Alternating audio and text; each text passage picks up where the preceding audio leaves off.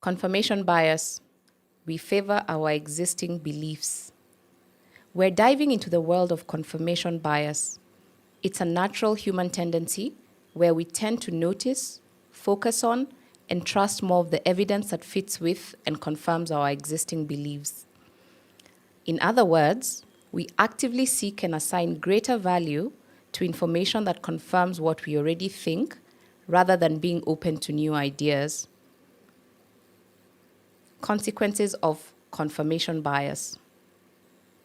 Why does confirmation bias matter? Well, it leads to poor decision making. If we only select information that confirms what we already believe, we're essentially wearing blinders. We'll never see the real picture. Confirmation bias also affects our relationships. Our first impressions cause us to selectively attend to others' subsequent interactions. Once we have certain expectations about a person, we tend to reinforce these beliefs through our interactions with them. Let's look at some real-life examples of confirmation bias. We tend to trust someone more if they're an authority figure, assuming someone's profession based on their gender, giving more weight to the first piece of information we hear about a topic. Let's see a few types of confirmation bias. Anchoring bias. Anchoring bias is a big one.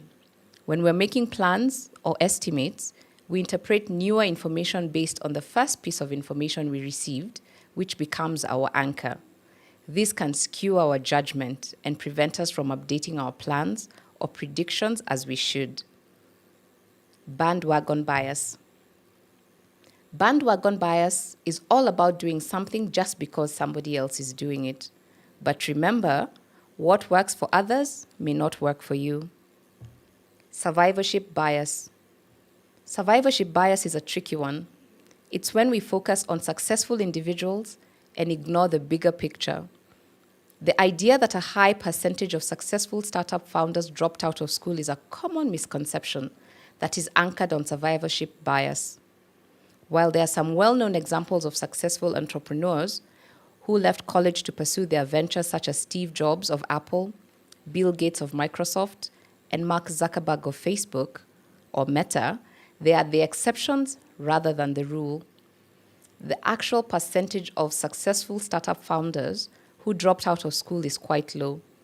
According to research, the vast majority of successful entrepreneurs have completed at least a bachelor's degree, and many have advanced degrees. Entrepreneurship is a diverse field, and educational backgrounds vary widely among successful founders. Gender bias. Sometimes, only those who succeed are visible. Gender bias is another common form of confirmation bias. We often assign specific behaviors and characteristics to a particular gender without any real evidence. For example, assuming someone's profession based on their gender is a classic example.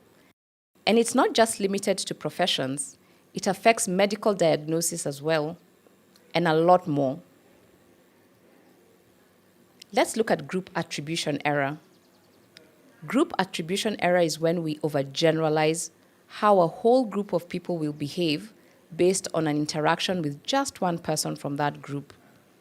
It's important to remember that individuals are not always representative of the entire group. Let's revisit confirmation bias once more.